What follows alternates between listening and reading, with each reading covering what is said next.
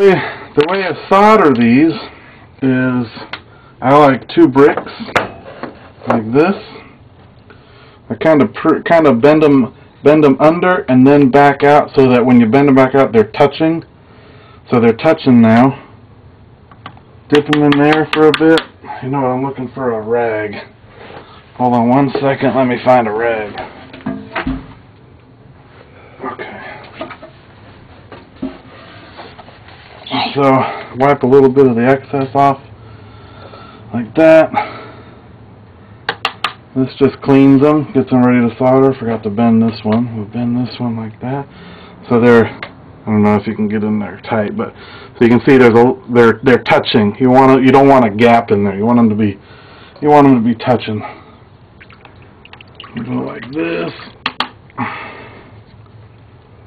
Same thing. Bend it a little. Put it back. That's good. Bend it. Put it back. Okay, so now we get a little bit of, I like to do this. Flux, I like to heat that flux up a little bit so it's a little more liquefied. It gets too pasty if it doesn't spread very nice. So we put a little flux on there. Flux is, I'm not sure what flux does or how it works, but it definitely works. It's very hard to solder without it. The solder just seems to sit. It doesn't seem to go anywhere. So be sure to always use flux and don't shortcut yourself. Okay, so then I put these in here like this. 1.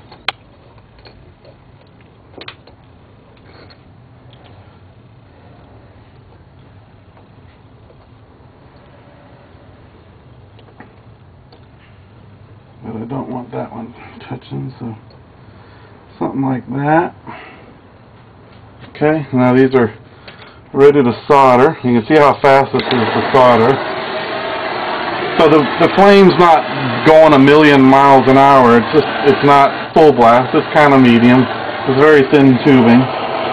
So like that, you can see the solder right away kind of looks like it just goes away. Heat that up for a bit. Come in. Just dip it like that. Go to the next one. Heat that up. Dip it. You can see the solder just flow right in the crack.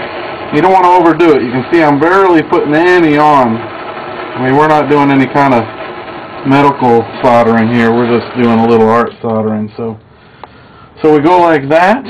That's done soldering. Turn the gas off on the burner. I pick these up one at a time. Dip that in there. I might as well dip this other end because we're going to solder the other end in a second. So now that's all clean, ready to go.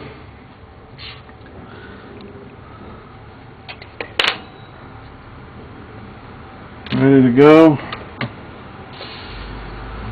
Helps to cool it down too because you're going to be handling them right away.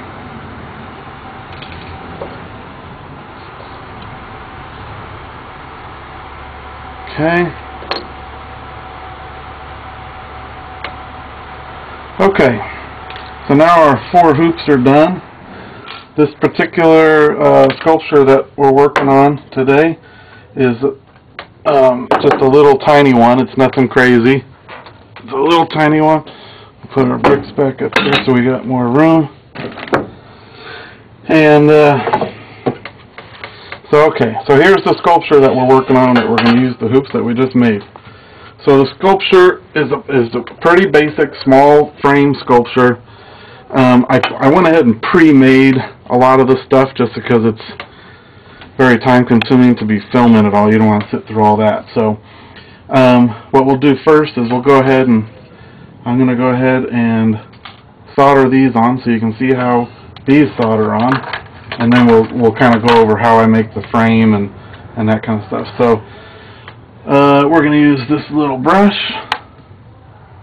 clean off a little section of the copper up here.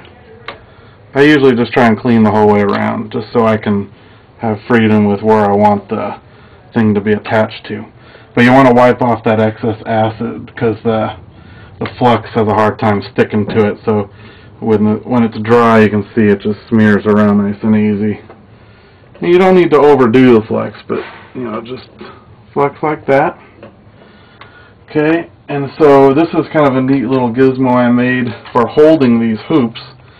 So these hoops, I basically made this little thingy for. And what it is for holding the hoops so that I don't have to. So this goes like this.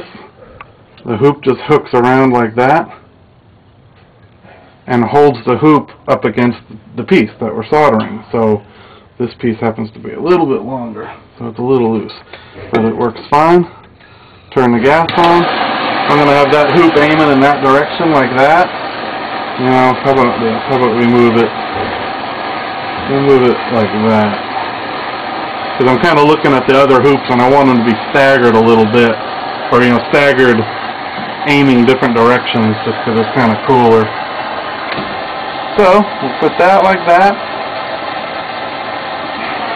Same thing. Heat it up. Since you're heating up the pipe, it'll take a little bit longer to heat up.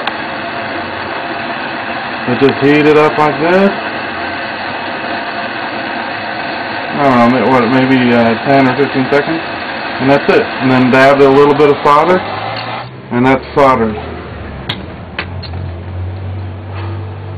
You can watch the solder and you can see the solder harden up, and then you know it's okay to touch. So sometimes this is a little hot, but right now it's not too bad. So we'll take that, disconnect that, start the process again on the next hoop. So this hoop will do down here somewhere. It's a little hot from being soldered up on top, but that's okay. That solder's gonna, or that heat's gonna burn off a lot of that acid, so you can just go ahead and flex it, and it's okay. It seems to be alright if the flex runs a little, or you can see it's heated up so it melts a little bit, so it's pretty easy to use that way. So we'll hook another hoop on, like that.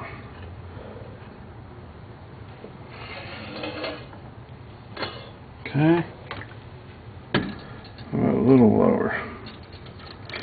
Turn this on.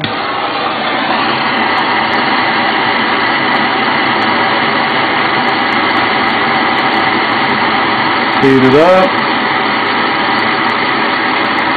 Dab it in. That's soldered. Let it harden up.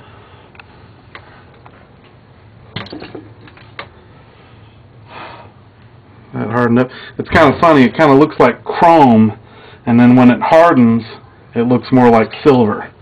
That's one way you can tell when it's done hardening up. Okay, a little bit of acid down here.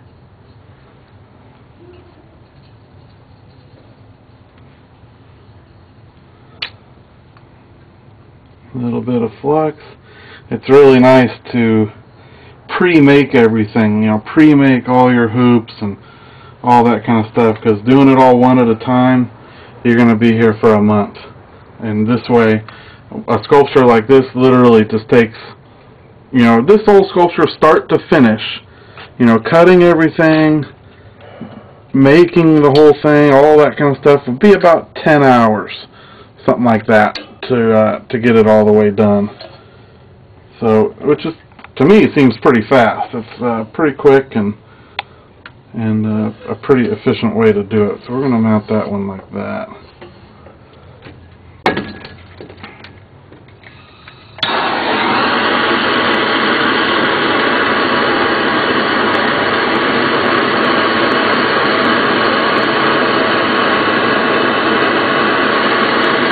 Okay, that's that. Let that harden up. Okay, so we're gonna do this last tip. We're gonna take a break, and we'll come back and talk about the frame more, and we'll see you in a few minutes.